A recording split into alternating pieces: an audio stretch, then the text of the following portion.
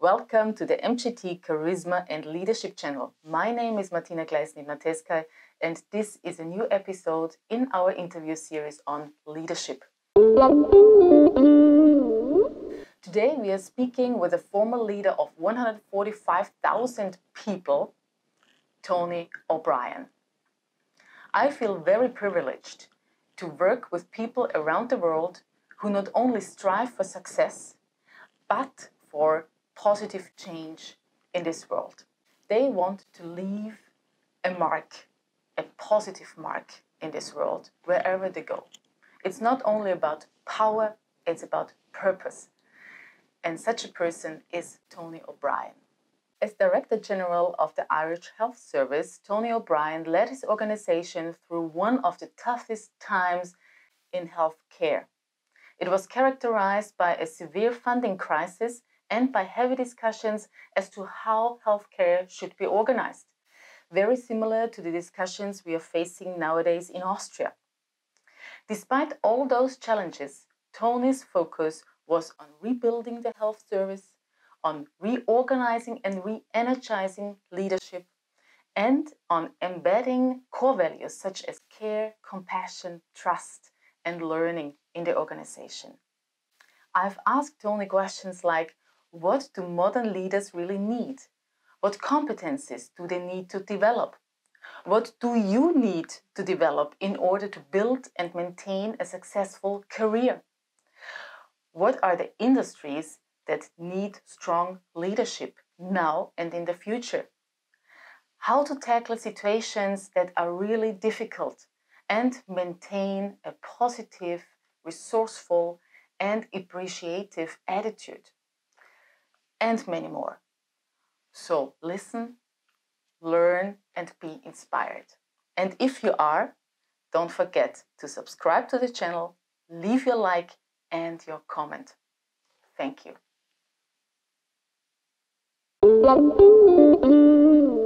I think over time, our understanding of what leadership is has really changed quite a lot.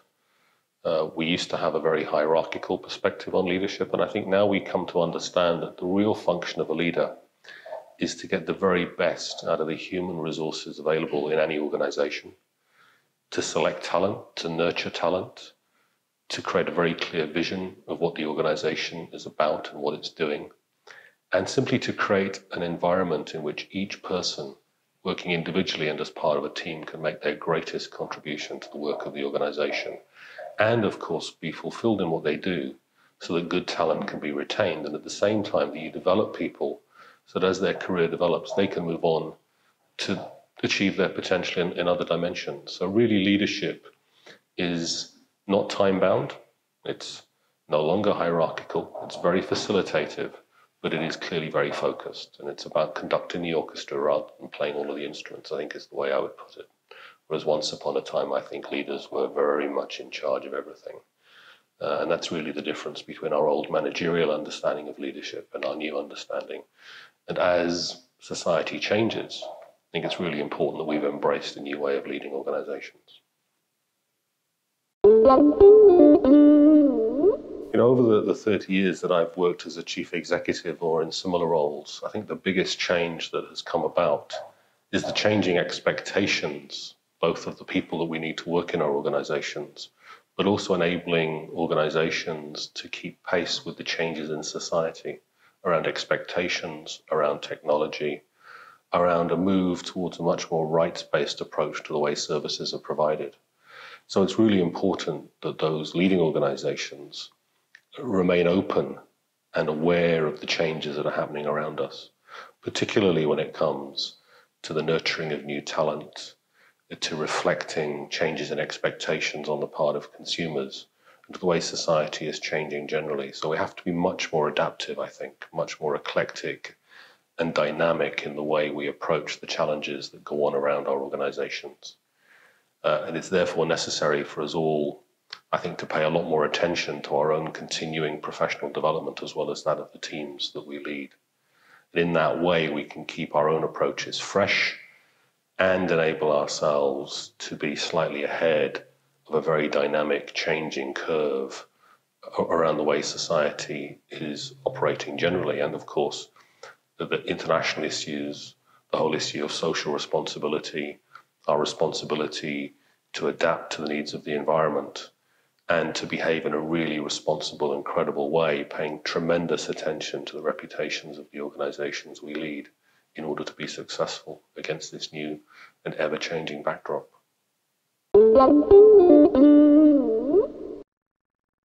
I think increasingly leaders need to approach their task with a good degree of humility, as well as an eye to their own well-being and resilience. I think that the nature of communications these days, the demands for accountability, the 24/7 nature of communications and the media makes the demands of leadership perhaps more intense and relentless than they ever were before, depending on the context in which you're operating. But for those who have any kind of public persona or whose organizations are current or newsworthy, it's really important to set boundaries, to create a context in which you can look after your own well-being, your own health, your fitness, the way you live your life, create an appropriate balance for you, your family, and of course to ensure the same for those who work for you, in order to be able to perform at your best in very demanding circumstances. And you simply can't do that unless you create time for yourself and to look after you. This is about having space in every day for your own well-being, space in every week for your family and your priorities, and space in every year to take real downtime. And that, of course, means nurturing your team so they can function without you. And that, of course, should be the objective of every leader, to create a team that can function in your absence. And in that way, you have a sustainable organization and a sustainable life for you and your team. These are really important attributes and competencies, blended, of course, with our own outward-looking approach. And obviously, time away from the organization gives you an opportunity to achieve objectivity, to come back to it refreshed and, with a sharp eye, ready to set forward how you will change the organization in the year ahead. I think these are really important for leaders, perhaps more than ever before.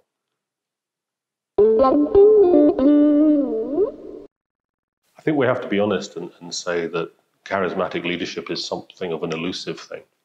In my view, there's no single transferable definition, and that's because every leader is an individual, a separate, distinct person leading in a particular context.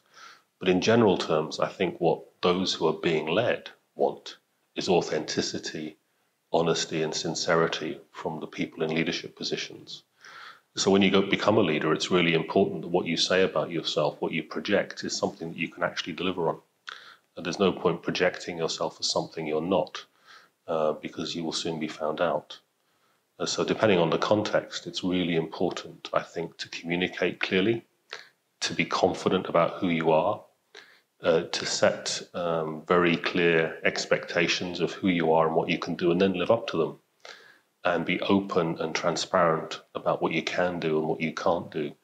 Because I think in modern society, particularly with social media and the way our expectations change, authenticity is probably the most important thing when it comes to charisma. And that obviously has to be reflected in your communication style, in the way you interact with people, not being aloof, not being dictatorial, not being hierarchical, but at the same time being very clear, if you're the person in charge, that you're the person in charge, and then taking that forward in a consistent and driven way. And I think people respond to that and warm to that. And at the same time, if you get something wrong, being prepared to say so, showing learning, setting an example, being an example of the type of culture and behavior that you espouse yourself. Now, these things are not easy, but if you can do it right most of the time, I think people will value that and respect you as a leader.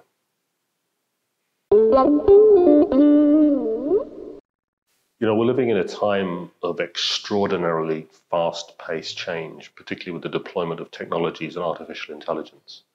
So for those types of industries which lend themselves to significant automation, there's an enormous change process underway. And really forward-thinking leadership is definitely required in the manufacturing sectors, in retail, in distribution, and indeed in the creative sectors. I come from a strong healthcare background, And while there will be significant benefits from artificial intelligence in healthcare, it's going to be one of those sectors that's going to be a growth area for the employment of people. Health is for people, delivered by people, very much a people business. Because of the challenge of attracting and retaining the numbers of staff that are going to be required, particularly with our changing and aging population, I think leadership, strong leadership in healthcare is going to be ever more important. And that's probably true of other people-centered public services, whether they be developed by the private sector or the public sector. Retaining, attracting, developing, motivating staff to deliver the right type of care in the right compassionate way is going to require extraordinarily strong leadership, particularly in the quality and culture space now and into the future. It's always been the case in healthcare and other service sectors, but I think it's going to become even more challenging. As a society, we become less used to that personal touch. In those sectors where the personal touch is really important, strong leadership is going to be even more essential in the future than in the past. And I think that's true across the whole of public services and public-facing services as well. But in the areas more affected by technological change, leading in a way that enables the existing workforce to cope with that change, to adapt, to reskill, and to change their focus and move up the value chain as artificial intelligence replaces more and more of the mundane types of activities, is going to require incredible leadership ability. So I think it's never been a more exciting or challenging time to be in a leadership position, whether that's as an executive, a chief executive, a non-executive director, or whatever capacity you play. This is the time, I think, the most exciting time there has ever been to be in leadership in any sector.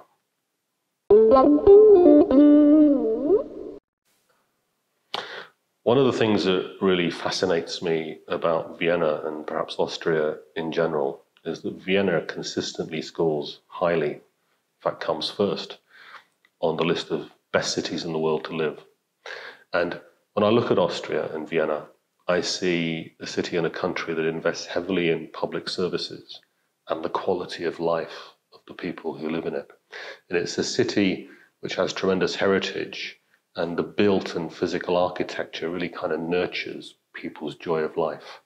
And for example, some of the art that's around us here today, brings color and vibrancy and introduces creativity in a way that creates positivity in people. And I think that's a really important lesson for leaders.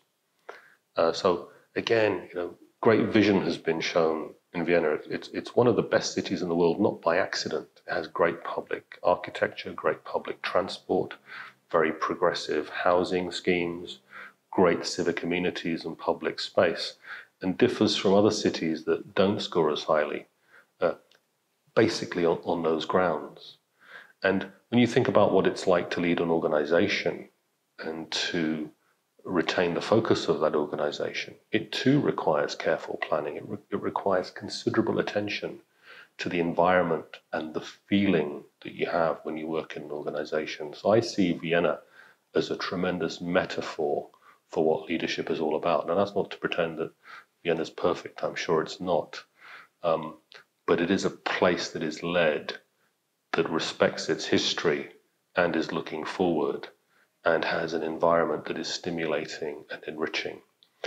So when we look at art, it shows that you can create the most incredible inspirations, and leaders really have to do that if they're going to be able to project forward to the future and carry people with them. And I think that's a great lesson that we can draw when we're in a city such as Vienna and surrounded by art. One of the things that strikes me very well from a healthcare background about Austria is the extent to which it carefully plans for the healthcare needs of its populations. Population Healthcare Institute here does tremendous work which could provide lessons for other countries. Other countries have done tremendous work around applying evidence about the scale and appropriate centralization of specialized services like cancer in order to improve outcomes. So I think there are tremendous lessons to be learned from healthcare in Austria, and tremendous lessons that Austria too can learn from other healthcare systems.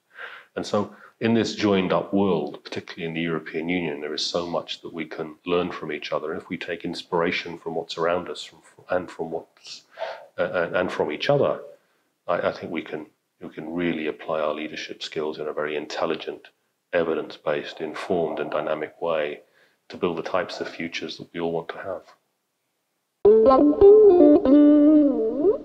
Yeah, I guess for all careers these days, it's about constant renewal.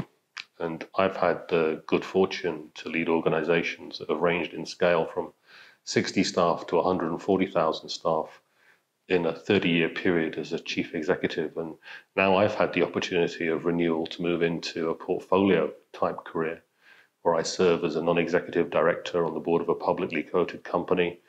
And I support other chief executives in a sort of mentorship role as they struggle in their own domains with taking their organizations forward, building their own careers, and dealing with the day-to-day challenges of pursuing their own strategies. And I have to say, it's a great privilege to do that. It's really interesting, it's good work, and it reinforces to me the fact that the pace of change is ever increasing, and that we all need to be constantly adaptive to the changes in the environment that are around us. And it's a really interesting time for me to stop being the accountable person and working with people who are, and applying that background knowledge to supporting them in the work that they do. And I have to say, I'm really enjoying it. I've always been really conscious that anyone in a leadership position is essentially the temporary custodian of the organization or service that they're leading. And that one of our really important responsibilities is to nurture future leadership. I've always sought to do that by sponsoring people to have time and resources to focus on their own continuing professional development. And I've also built on that by myself participating as a teacher, as an adjunct professorial role, helping those who are doing master's courses, preparing them for leadership positions, and working with management institutes as well. And I have to say, while it started out as kind of one of those messianic things you think you have a responsibility to give back, actually, I draw tremendous strength and energy from working with younger managers, younger aspiring leaders, and I get as much from it as I hope I give to them. So I really would say that for everyone in a leadership position, if there is an opportunity to engage in teaching, working with groups of younger managers, it's really a wonderful thing, and I'd encourage everyone to take up that opportunity. I've had that opportunity. I continue to teach, and I hope that I'll be able to do that for a considerable period of time to come. It's a really worthwhile and enriching experience.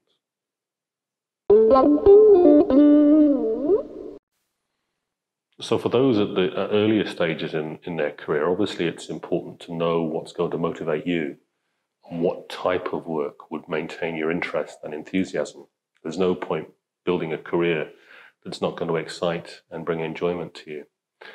So it's important to have that clear. But then to think of the various skill sets that you're likely to need as you progress through your career, and try to put in place the building blocks.